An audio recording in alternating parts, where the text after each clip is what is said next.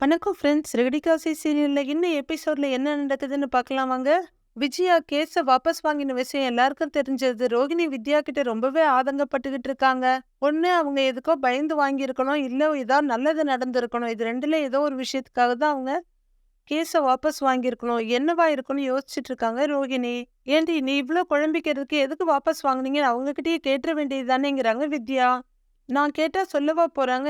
எப்படி இத கண்டுபிடிக்கிறதுன்னு தான் தெரியல அப்படின்னு ரோகிணி சொல்ல, அப்படி இவ்ளோ பெருசா பிளான் போட்டதெல்லாம் ஒண்ணுமே இல்லாம புஸ்ஸுன்னு ஆயிடுச்சு. முத்துவும் மீனாவும் வெளியே போகல அப்படின்னு வித்யா சொல்ல, எங்க இப்ப அவங்க 2 பேரும் ரொம்பவே சந்தோஷமா இருக்காங்க அப்படின்னு ரோகிணி சொல்ல, ஆமா இவ்ளோ நாள் ஏதோ ஒரு டென்ஷன்லயே இருந்திருப்பாங்கல்ல, இப்பதான் எல்லாம் சரியாயிருச்சேன்னு வித்யா சந்தோஷமா சொல்றாங்க. இனிமே தினமும் அவங்களுக்குள்ள ரொமான்ஸ் நடக்கும் போல ஜாலி அப்படிங்கிறாங்க வித்யா. இப்ப அது ரொம்ப முக்கியமா அப்படின்னு ரோகிணி கேட்க, இல்லடி அவங்க 2 பேரையும் கப்பல்ல பார்க்கும்போது ரொம்ப நல்லா இருக்குல்ல அப்படின்னு வித்யா ரொம்ப ரசிச்சு சொல்றாங்க. வித்யா, நான் உன்னை சாகடிக்க போறேன், நானே இப்படி ஆயிடுச்சேன்னு டென்ஷன்ல இருக்கேன்னு ரோகிணி சொல்லிட்டு இருக்கும்போது அவங்க மொபைல் ரிங் ஆகுது. எடுத்து பார்க்குற ரோகிணி அந்த சிட்டி தான் கால் பண்றான்னு சொல்ல, அந்த பிஏ போயிருப்பானோ அப்படிங்கிறாங்க வித்யா. நீ வேற வாய வச்சிட்டு இருக்காம சும்மா இருடி அப்படிங்கிற ரோகிணி காலை ஆன் பண்ணி, சொல்லுங்க சித்தி என்ன விஷயம்னு கேட்குறாங்க. எதுவும் தெரியாத மாதிரி கேட்குறீங்க, கேட்ட பணம் என்னாச்சு அப்படின்னு சித்தி கேட்க, என்கிட்ட அவ்வளோ பணம் இல்லைங்கிறாங்க ரோகிணி. இல்லைன்னா ரெடி பண்ணி கொடுங்க, டைமாக நிலைமை மோசமாகிக்கிட்டு இருக்கு அப்படின்னு சித்தி மிரட்ட, நானும் ட்ரை பண்ணிட்டு தான் இருக்கேங்கிறாங்க ரோகிணி. நீங்க லேட் பண்ற ஒவ்வொரு நாளும் அவன் கொஞ்சம் கொஞ்சமா செத்துக்கிட்டு இருக்கான், அதை மனசுல வச்சுக்கோங்கன்னு சித்தி சொல்றாரு. நான் எப்படியாவது சீக்கிரமா அரேஞ்ச் பண்ணி கொடுத்துட்றேங்கிறாங்க ரோகிணி. கொடுத்தா உங்களுக்கு நல்லதுன்னு சொல்லிட்டு சிட்டி ஃபோனை வச்சிடுறாரு. என்னடி காசு தானே கேட்குறான்னு வித்யா கேட்கங்கிறாங்க ரோஹிணி. பேசாம அவங்கிட்டயே வட்டிக்கு வாங்கி வட்டிக்கு கொடுத்துடலாமா அப்படின்னு வித்யா கேட்க, விளையாடாத வித்யா, இவன் பிஏவை மிரட்டி அனுப்பிடுவான், வீடியோவையே வந்தா முத்துவும் மீனாம் வீட்டை விட்டு வெளியே போயிடுவாங்க அப்படின்னு நினைச்சேன். ஆனா இப்ப ரெண்டுமே எனக்கு அகெயின்ஸ்டா வந்து நிக்குது அப்படின்னு ரோஹிணி வெறுப்போட எந்திரிக்கிறாங்க. இந்த சிட்டி என் பிஏவை கோமாவுக்கு போக விட்டான், இன்னும் கொஞ்சம் ஃபோர்ஸா அடிச்சு மேலோகத்துக்கு டிக்கெட் வாங்கி அனுப்பி வச்சிருக்கலாம் அப்படின்னு வித்யா சொல்ல, லூசு மாதிரி பேசாதடி, என்ன ஜெயிலுக்கு அனுப்ப பாக்குறியான்னு ரோகிணி கேக்குறாங்க. ஆமா அப்படி வேற ஒண்ணு இருக்குல்ல, சரி இப்ப பணத்துக்கு என்ன பண்ண போறேன்னு ரோகிணி கிட்ட வித்யா கேக்குறாங்க. எனக்கும் தெரியலடி, மனோஜ் கிட்டேயும் கேட்க முடியாது, வேற என்ன பண்றதுன்னு யோசிக்கணும் அப்படின்னு ரோகிணி சொல்றாங்க. இங்கே பார்வதி வீட்டுல காலிங் பெல் ரிங் ஆகுது. விஜயா பேக்கோட கீழே வந்துகிட்டு இருக்காங்க. கதவை திறக்கிற பார்வதி, வாங்கம்மா வாங்க வாங்கங்கிறாங்க. விஜயா, முத்து, மீனா எல்லாரும் வந்திருக்காங்கன்னு பார்வதி சொல்ல, இவங்கெல்லாம் இதுக்கு இங்க வந்திருக்காங்களாமா அப்படின்னு விஜயா கேக்குறாங்க. மீனா, அத்தை உங்களை பார்க்க தான் வந்திருக்கோம் அப்படின்னு சொல்ல, என்ன எதுக்கு பார்க்கணும்னு கேக்குறாங்க விஜயா. மன்னிச்சிடுங்க சம்பந்தியம்மா, எங்களை மீறி எதிர்பார்க்காம என்னென்னமோ நடந்துருச்சு அப்படின்னு மீனாவோட அம்மா சொல்ல, கோவமா அவங்க கிட்ட வர்றாங்க விஜயா. எது எதிர்பார்க்காம நடந்துச்சு? நடு ரோட்ல என்கிட்ட இருந்து பட்ட பகல்ல பணத்தை எடுத்துக்கிட்டு தள்ளி விட்டுட்டு போனானே அதுவா? திட்டம் போட்டு நடந்தது அதுன்னு கோவமா சொல்றாங்க விஜயா. தெரியாம தப்பு பண்ணிட்டான், அதுக்கு தாங்க நாங்க மன்னிப்பு கேட்க வந்திருக்கோம் அப்படின்னு மீனாவோட அம்மா சொல்ல, முகத்தை திருப்பிட்டு அந்த பக்கமா நிக்கிறாங்க விஜயா. அம்மா, உங்ககிட்ட அவங்க பேச வந்திருக்காங்களே, இப்படி முகத்தை திரும்பிட்டு நின்னீங்கன்னா என்ன அர்த்தம்னு முத்து கேக்குறாரு. பேசுறதுக்கும் பாக்குறதுக்கும் விருப்பம் இல்லைன்னு அர்த்தம் அப்படின்னு விஜயா சொல்றாங்க. இங்க பாருங்க, இப்ப நான் இங்க உங்க புள்ளையா வரல, அவங்க வீட்டு மருமகனா வந்திருக்கேங்கிறாரு முத்து சொல்ல, பார்வதி இவன் என்னைக்கு என் புள்ளையா இருந்திருக்கிறான் அப்படின்னு விஜயா கேட்க, அத்தை அவங்க புள்ளையா பேசுறதுக்கு என்னைக்கு அவங்க என்கிட்ட புள்ள மாதிரி நடத்தினாங்க என்னைய அப்படின்னு கேக்குறாரு முத்துவும். சரி முத்து, நடந்ததை விட மறுபடியும் எதுக்கு பிரச்சனைங்கிறாங்க பார்வதி. அத்தை, பிரச்சனை பண்ணலாம் நாங்க இங்க வரல, அதே மாதிரி சத்யா பண்ணது தப்பு இல்லைன்னு சொல்ல வரல, நடந்ததுல எங்களுக்கும் வருத்தம் இருக்கு, அதனாலதான் அத்தை மீனா எல்லாரும் இங்க மன்னிப்பு கேட்க வந்திருக்காங்க அப்படின்னு முத்து சொல்றாரு. பார்வதி, மன்னிக்கே ஒரு மாதிரி தப்பா அவன் பண்ணியிருக்கிறான் அப்படின்னு விஜயா கேட்க, அத்தை அப்படி பார்த்தா மனோஜ் இருக்கான்ல, அவன் அந்த குடும்பத்தையே நம்ப வச்சு மண்டபத்துல அழ வச்சுட்டு போனான், அது சாதாரண தப்பா?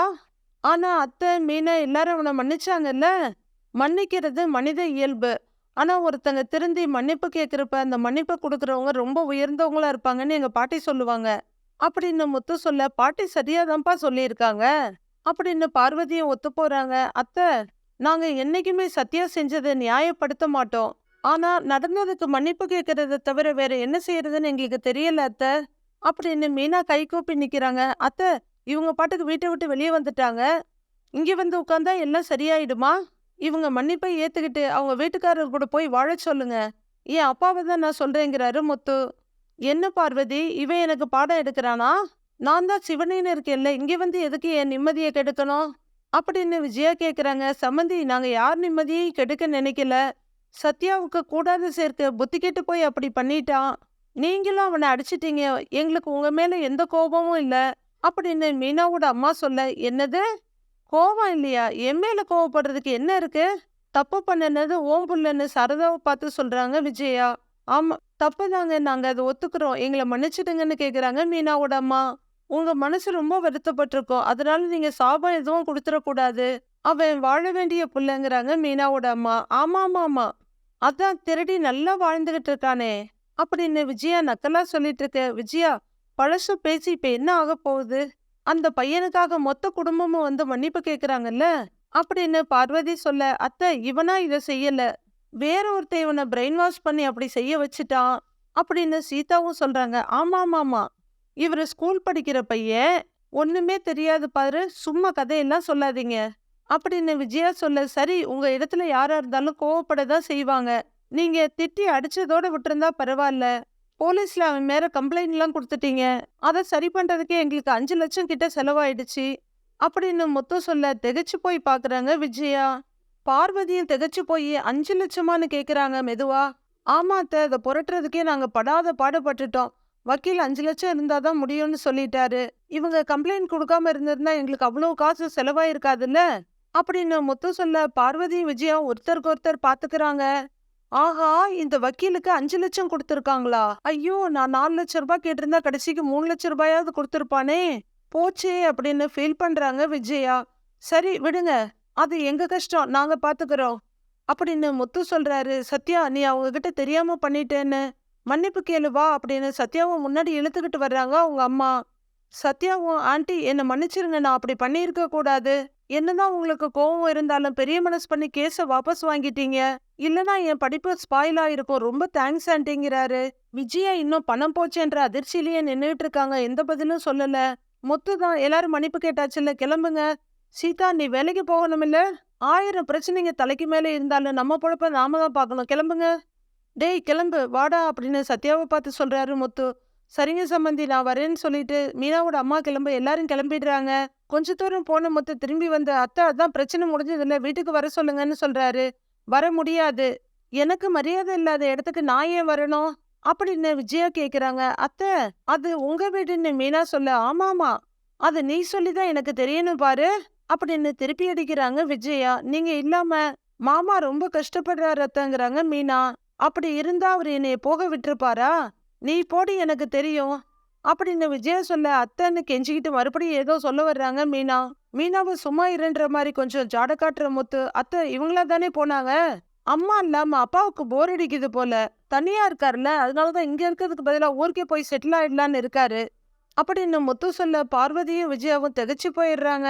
என்னப்பா சொல்ற, ஊருக்கே போறாரா அப்படின்னு பார்வதி கேட்க, ஆமா அத்தை, ரெடி ஆயிட்டு தான் இருந்தாரு, இன்னைக்கே கிளம்புறாராம். நானும் எவ்வளவோ சொல்லி பார்த்தேன், கேட்க மாட்டேங்கிறாரு. அது கூட பரவாயில்லை, இன்னொரு விஷயம், ஆனா அதை எப்படி சொல்றதுன்னு தான் தெரியல அப்படின்னு முத்து சொல்ல, அப்படி என்னப்பா விஷயம் சொல்லுன்னு விஜயாவை அந்த பக்கம் நகர்த்தி விட்டுட்டு முத்து முன்னாடி வந்து நிக்கிறாங்க பார்வதி. இல்லத்த, அப்பாவோட ஃப்ரெண்டு ஒருத்தரோட ஒய்ஃபு அம்மா மாதிரியே சண்டை போட்டு கோச்சிக்கிட்டு வீட்டை விட்டு போயிட்டாங்களாம். அவரும் கூப்பிட்டு பார்த்தாராம், அவங்க வரல போல, உடனே டைவர்ஸ் பண்ணிட்டாராம் அப்படின்னு முத்து சொல்ல, விஜயாவுக்கு திக்குன்னு இருக்கு. அப்பா மனசுலயும் அப்படி ஏதாவது யோசனை வந்துருமோன்னு தான் அத்த பயமா இருக்குது அப்படின்னு முத்து சொல்ல, ஐயோ என்னப்பா இந்த வயசுலயா அப்படின்னு பார்வதி கேட்க, என்னத்த, மனசுக்கு வயசு கிடையாதே, ஒரு வேகத்துல அப்பா அப்படி முடிவு எடுத்துட்டாருனா அப்படின்னு முத்து சொல்ல, விஜயா முதலுக்கே மோசம் வந்துடும் போல இருக்கே அப்படின்னு பார்வதி சொல்றாங்க. நிலைமை அப்படி இருக்கு, அதனாலதான் சொல்றேன், நீங்க வேணா இதுக்கு மேல யோசிச்சுக்கோங்க அப்படிங்கிற முத்து அங்கிருந்து நகர்ந்துக்க. அத்தை, என் தம்பி பண்ண தப்புக்கு மாமாவை ஏன் நீங்க தண்டிக்கிறீங்க? நீங்க இல்லாம மாமா எப்படி தனியா இருப்பாரு? தயவு செஞ்சு நீங்க வீட்டுக்கு வாங்க தன்னை மீனா மறுபடியும் கெஞ்சுறாங்க. மீனா, அது அவங்க இஷ்டம், அப்பா என்ன ஐடியாவுல இருக்காரோ, அவரை வேற ஊருக்கு பஸ் ஏத்தி விடணும்ல. வரேன் த, வா நீ வா போலாம் அப்படிங்கிறாரு முத்து. சொல்ற முத்து மீனாவோட கையை பிடிச்சி இழுத்துக்கிட்டு அங்க இருந்து வெளியே வர்றாரு. வெளியே வந்த மீனா, ஏங்க ஏங்க, மாமா எப்போ ஊருக்கு போறேன்னு சொன்னாரு, அதுவும் இல்லாம டைவர்ஸ் அதுன்னு எதோ அடிச்சு விடுறீங்க அப்படின்னு மீனா கேட்க, மீனா சில பேருக்கு சொல்ற விதத்துல சொன்னாதான் புரியும். அம்மா அப்பா கூட சண்டை போடலாம், ஆனா அவர் இல்லாம இருக்க மாட்டாங்க.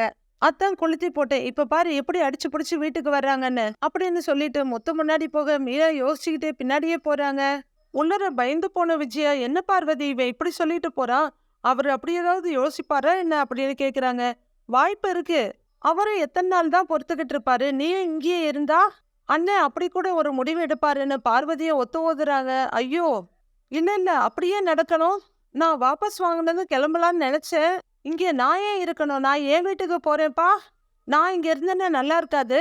நான் வரேன் பார்வதின்னு பேக்கை தூக்கிட்டு ஓடுறாங்க விஜயா. அட, என்ன இப்படி ஓடுறா, இது அண்ணன் மேல இருக்க பாசமா இல்ல பயமா அப்படின்னு பார்வதி கேட்டுக்கிட்டு இருக்காங்க. விஜயா வேகமா வீட்டு கேட்டு திறந்துகிட்டு உள்ளர வர்றாங்க. மாடியில இருந்து கீழே இறங்கி வந்த முத்து இதை பார்த்துட்டு மறுபடியும் மாடிக்கே ஓடுறாரு. வேக வேகமா வீட்டுக்குள்ள ஓடி வந்தவர் ஒண்ணுமே தெரியாத மாதிரி செருப்பு கழட்டி விட்டுட்டு உள்ளர வந்து நடந்துகிட்டு இருக்காரு. வந்த விஜயாவை பார்த்து அப்படியே நில்லுங்கன்னு அவங்க என்னடான்னு நிக்கிறாங்க. வராதீங்க, அங்கேயே நில்லுங்க அப்படின்னு முத்து சொல்ல கேட்காம உள்ளர வர பாக்குறாங்க விஜயா. யாரடா உள்ளர வர வேணான்னு சொல்லிக்கிட்டு இருக்கிற அப்படின்னு கேட்டுக்கிட்டு அங்க வர்ற அண்ணாமலை விஜயாவை பார்த்து அப்படியே நிக்கிறாரு. விஜயாவும் அப்படியே நின்னுட்டு இருக்காங்க. அப்போ ஓடி வர்ற மனோஜ், அம்மா வாங்க வாங்க வாங்க உள்ளர வாங்க அப்படிங்க. ரோகிணியை கூடவே வந்து உள்ளர வாங்க ஆண்டின்னு 2 பேரும் கையை பிடிச்சி உள்ளர இழுத்துட்டு வராங்க. அப்படியே நில்லுங்கன்னு சொல்றேன்ல அப்படின்னு முத்து சொல்ல, ஏய் ஏன்டா நான் உள்ளர வரக்கூடாது, ஏன் வரக்கூடாதுன்னு சொல்ற, இது ஏன் வீடு, இங்க இருந்து என்னை வெளியே போன்னு யாரும் சொல்லவும் முடியாது, உள்ளர வராதுன்னு சொல்றதுக்கு எந்த அவசியமும் இல்லை, யாருக்கும் அந்த உரிமையும் கிடையாது அப்படின்னு விஜயா சொல்றாங்க. என்ன முத்து ஆண்டி ஒரேடியா வீட்டை விட்டு போகணுமான்னு ரோகிணி கேக்குறாங்க. டேய், இப்ப எதுக்கு அம்மா வர வேணான்னு சொல்ற, இது அவங்க வீடு, அவங்க வருவாங்க, நீங்க வாங்கம்மான்னு மனோஜ் கையை பிடிச்சி அம்மா உள்ளர கூட்டிட்டு வர பாக்குறாரு. டேய் நீ அடங்குடா அப்படின்னு முத்து சொல்ல, டேய் முத்து, அம்மாவே கோச்சிட்டு போயிட்டு திரும்ப வந்துட்டாங்க, இப்ப நீ ஏன்டா இப்படி சொல்லிட்டு இருக்கன்னு ரவி கேக்குறாரு. யாரும் எதுவும் பேசக்கூடாது, எல்லாரும் அமைதியா இருங்க, நீ போய் ஆரத்தி தட்டை கரைச்சி எடுத்துட்டு வாப்போன்னு மீனா கிட்ட சொல்றாரு முத்து. ரவி டேன்னு சொல்ல, இதுக்குதான் இவ்வளவு பில்டப்பா அப்படின்னு ஸ்ருதி கேக்குறாங்க. பின்ன சும்மாவா, பொதுவா போருக்கு சண்டைக்கெல்லாம் போயிட்டு வர்றவங்கள ஆரத்தி எடுத்துதான் வரவேற்பாங்க, அம்மா தான் சண்டை போட்டுட்டுல போயிட்டு வர்றாங்க, அப்ப ஆரத்தி எடுக்க வேணாமா, அதுக்கு தாங்கிறாரு முத்து. அப்ப மீனா ஆரத்தி தட்டோட வர, எடுங்கிறாரு முத்து. ஸ்ருதி நீ வாங்குறாங்க விஜயா, அது ஒண்ணும் இல்லடா, மீனா தனியா எடுக்க கூடாதுல்ல, அதனாலதான் கூட 2 பாடி கார்டு வச்சுக்கிறாங்க அப்படின்னு முத்து சொல்ல, ரோகிணி ஸ்ருதி 2 பேரும் மீனா கூட சேர்ந்துக்கிறாங்க. 3 பேர் சேர்ந்து ஆரத்தி எடுக்கிறாங்க. ஆரத்தி தட்டுல இருந்து பொட்டை தொட்டு ரோகிணி வைக்கிறாங்க, அடுத்து ஸ்ருதி வைக்கிறாங்க. மீனா வெளியே போக, மீனா நீங்களும் வைங்கிறாங்க ஸ்ருதி. விஜயா முறைக்கிறாங்க, இருந்தாலும் நீங்க வைங்கன்னு ஸ்ருதி சொன்னதுனால மீனாவும் பொட்டை தொட்டு வச்சுட்டு போறாங்க. அமைதியா உள்ள திரும்புற அண்ணாமலையை பிடிச்சி, அப்பப்பா பாப்பா என்னப்பா நீ பாட்டுக்குள்ளர போயிட்டு இருக்கிற, அம்மாவை உள்ளர வர சொல்லுப்பாங்கிறாரு முத்து.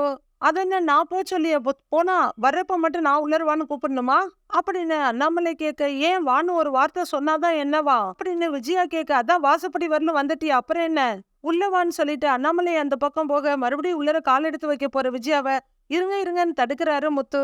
இப்ப என்னடான்னு விஜயா கேட்க, நீங்க தான் சொல்லுவீங்க வலது கால எடுத்து வச்சு உள்ளர வரணும்னு.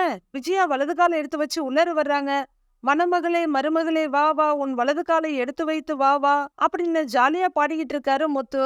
விஜயா அவங்கள முறைக்க, அவனை எதுக்கு முறைக்கிற, அவன் சொல்றது சரிதானே, நீ என்னமோ கல்யாணமான புது பொண்ணு மாதிரி பைய தூக்கிக்கிட்டு ஓடுன, மூச்சுக்கு 300 தடவை ஏன் வீடு ஏன் வீடுன்னு சொல்லுவ, அப்புறம் எதுக்கு இந்த வீட்டை விட்டு போனேன்னு அண்ணாமலை கேக்குறாரு. அம்மா அவ்வளோ சொல்லி நீ வீட்டை விட்டு போயிட்டு இல்ல, எவ்வளோ சொல்லி ஏன் நீ திரும்பி வரவே இல்லை, எனக்கு எவ்வளோ கஷ்டமா இருந்துச்சு தெரியுமா, நீ இல்லாம இந்த வீட்டுல எனக்கு சாப்பிட கூட பிடிக்கல அப்படின்னு மனோஜ் சொல்ல, ஆமாமா டெய்லி ஹோட்டல்லயே சாப்பிட்டுட்டு வந்துருவான் அப்படின்னு முத்து சொல்றாரு. ஆண்டி நீங்க கொஞ்சம் வெயிட் லாஸ் ஆன மாதிரி தெரியுறீங்க, ஏன் ரவி அப்படித்தானே தெரியுதுன்னு ஸ்ருதி கேக்குறாங்க. ஆமா ஆமா, ஒரு சுத்து இழைச்ச மாதிரி தான் தெரியுறீங்க அப்படின்னு ரவியும் சொல்ல, அவங்கள பாத்துக்கிறாங்க விஜயா. அது அப்படிதான்டா ரவி, மீனாவோட சாப்பாடு இல்லைன்னா ஒரு சுத்து இல்ல பல சுத்து இழைச்ச மாதிரி தான் இருக்கும். நானே சவாரிக்காக ஒரு 2 நாள் வெளியூர் போயிட்டு வரேன்னு வையேன், வரும்போது 2 கிலோ குறைஞ்ச மாதிரி தான் இருப்பேன், எல்லாம் மீனா சமையலோட மகிமை அப்படிங்கிறாரு முத்து.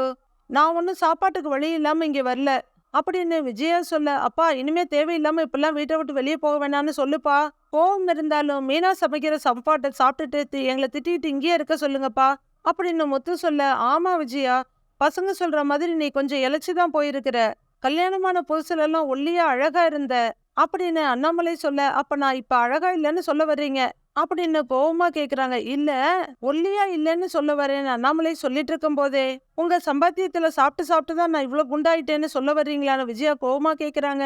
ஐயையோ, விளையாட்டுக்கு சொன்னா கூட சீரியஸா எடுத்துக்கிற, அங்க சண்டை போட ஆள் இல்லைன்னு வந்தியா அப்படின்னு அண்ணாமலை கேட்க, நீ சொல்றது ரைட்டுப்பா, அங்க பார்வதியத்தை இவங்க என்ன சொன்னாலும் கேட்டுக்குவாங்க, சண்டை போடுறதுக்கு ஆள் இருக்காது, அம்மாவுக்கு தான் 4 பேர் அதட்டி சண்டை போடலன்னா தூக்கம் வராதே அப்படின்னு முத்து சொல்ல விஜயா அவரை முறைக்கிறாங்க. மத்தவங்க எல்லாருமே சிரிக்கிறாங்க.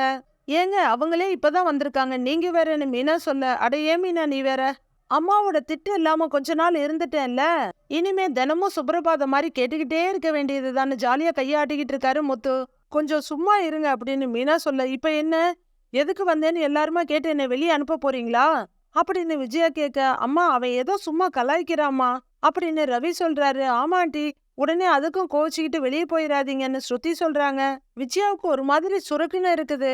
ஆனா பாருங்களேன், அன்னைக்கு நான் ரவி கிட்ட சண்டை போட்டுட்டு என் அம்மா வீட்டுக்கு போனப்ப நீங்க என்னை திட்டுனீங்க, இப்ப நீங்களும் அதே மாதிரி பண்ணிருக்கீங்க அப்படின்னு ஸ்ருதி கேட்க, என்னடா இவ இப்படிலாம் பேசுறாங்கிற மாதிரி பாக்குறாங்க விஜயா.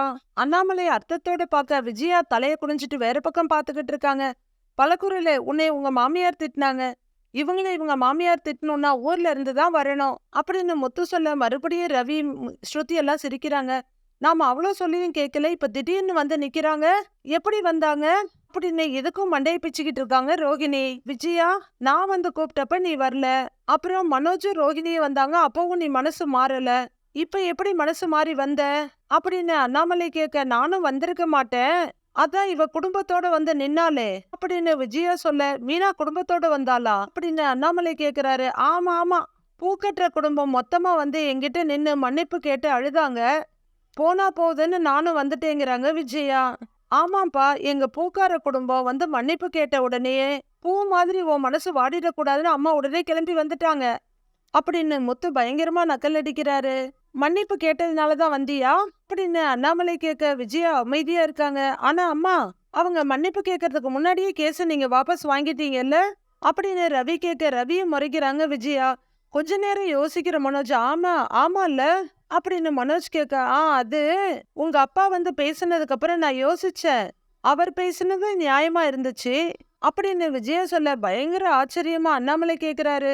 விஜயா, நான் பேசினது உனக்கு நியாயமா பட்டுச்சா, அது எப்படின்னு அவரு கேட்க, நீங்க சரியாதான் சொன்னீங்க, அடுத்தவங்க பண்ண தப்புக்கு நாம ஏன் பிரிஞ்சு இருக்கணும், அதான் நான் வாபஸ் வாங்கிட்டேன், இப்ப என்ன, நான் வந்தது உங்களுக்கு பிடிக்கலையா, வேண்டான்னா சொல்லுங்க, நான் வெளியே போயிடுறேங்கிறாங்க விஜயா.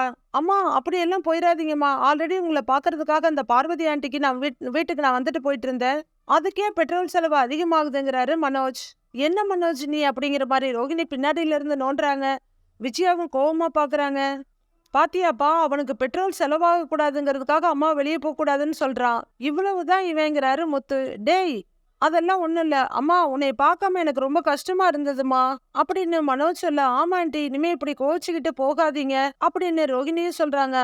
வரக்கூடாதுன்னு தான் பார்த்தேன், நான் எல்லாரும் வந்து கேட்டீங்களேன்னு தான் வந்தேன், ஆனா நடந்த எதையுமே நான் மறக்கல, இப்பவே ஒன்னு சொல்லிக்கிறேன், மீனா இங்க இருக்கிறதுல எனக்கு எந்த பிரச்சனையும் இல்ல, ஆனா அவ குடும்பத்துல இருந்து ஒரு ஆள் கூட இங்க வரக்கூடாது அப்படின்னு விஜயா சொல்லிட, மீனா அப்படியே தவிப்போட அண்ணாமலைய பாக்குறாங்க.